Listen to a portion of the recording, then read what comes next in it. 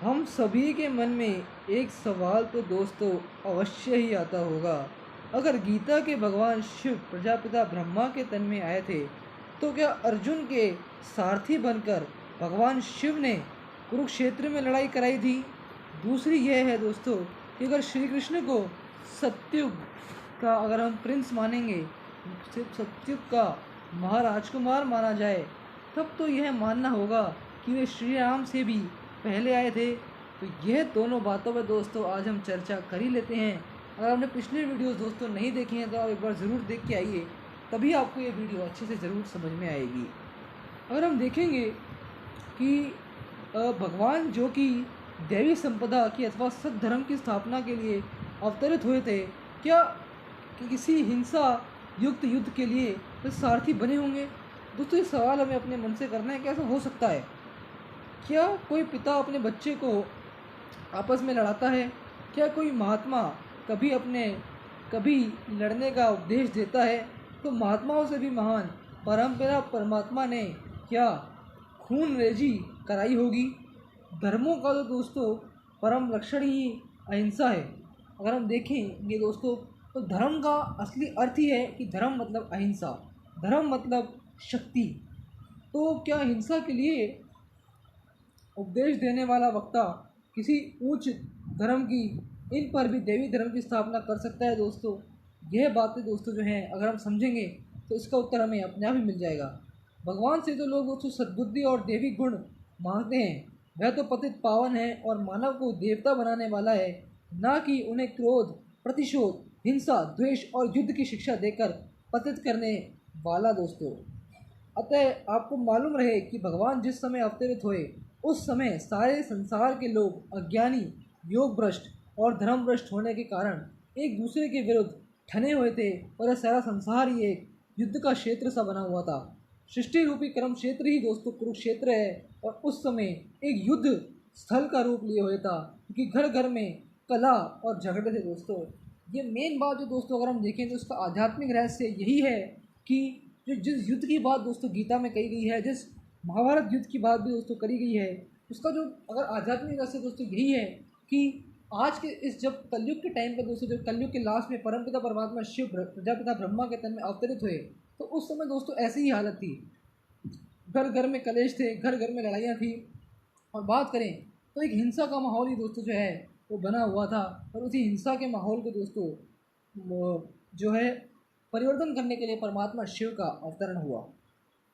और हम दोस्तों आगे भी अगर देखेंगे तो दोस्तों मेन बात यही है कि तब प्रजापिता ब्रह्मा के तन में शिव परमापिता परमात्मा अवतरित हुए, अर्थात काम क्रोधी विकारों से युद्ध करने की शिक्षा दी। असल में जो दोस्तों शिक्षा दी गई थी वो दी गई थी काम और क्रोध से लड़ाई करने की, काम और क्रोध से अपने आप को बचाने की, उससे युद्ध करने की, ना कि किसी और से युद्ध करने की। जो युद्ध की दोस्तों जो मेन बात, युद्ध का जो अगर हम रेफरेंस देखें तो वो उस रूप में लिया गया है कि युद्ध है हम आत्माओं का अपने ही विकारों से। उस युद्ध की शिक्षा परमपिता परमात्मा ने आकर प्रजापिता ब्रह्मा के तन में आके दी कि ये युद्ध होना चाहिए, ना कि कोई अहिंसक हिंसक युद्ध, महाभारत युद्ध की जो कि किसी एक हिंसा का प्रतीक ले और आपस में ही लड़ाई हो। अगर धर्म युद्ध की बात अगर हम दोस्तों देखें, वास्तव में धर्म युद्ध और इस युद्ध द्वारा ना हिंसा युक्त युद्ध द्वारा स्वर्ग का अटल अखंड तथा निर्विघ्न स्वराज्य प्राप्त हो सकता है। इसी युद्ध के द्वारा जो कि ये विकारों को अगर हम जीतेंगे तो हमें हमारा स्वराज्य प्राप्त होगा। फिर आपको दोस्तों ये भी मालूम होना चाहिए कि शरीर को भी आत्मा का रथ माना गया है। अतः प्रजापिता ब्रह्मा के तन में मानवीय आत्मा तो थी ही, मतलब प्रजापिता ब्रह्मा के तन में जो है उनकी आत्मा तो थी ही, उस तन में भगवान शिव ने प्रवेश किया। इसका मतलब है एक ही तन में दो आत्माओं ने प्रवेश किया।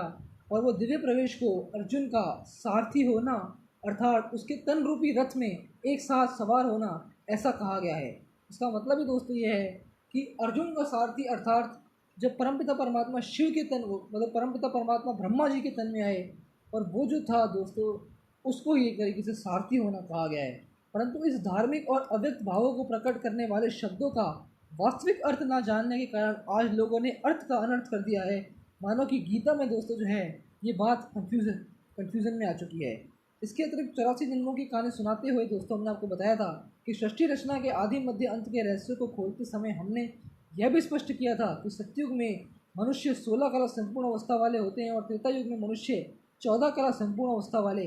अतः स्पष्ट है कि श्री कृष्ण जो कि 16 कला संपूर्ण थे वह श्री राम से पहले हुए। श्री राम दोस्तों जो हैं त्रेता युग में आए और श्री कृष्ण जी जो थे सत्युग के पहले पुरुष थे। तो ये जो दूसरा प्रश्न है दोस्तों, श्री कृष्ण पहले हैं श्री राम, तो इसका उत्तर है दोस्तों श्री कृष्ण पहले आए सत्युग में और श्री राम दोस्तों जो है बाद में आए। दोस्तों आज हमने इन 2 प्रश्नों का उत्तर दिया। अगली वीडियो में दोस्तों आपसे और प्रश्नों का उत्तर आपको जरूर देंगे।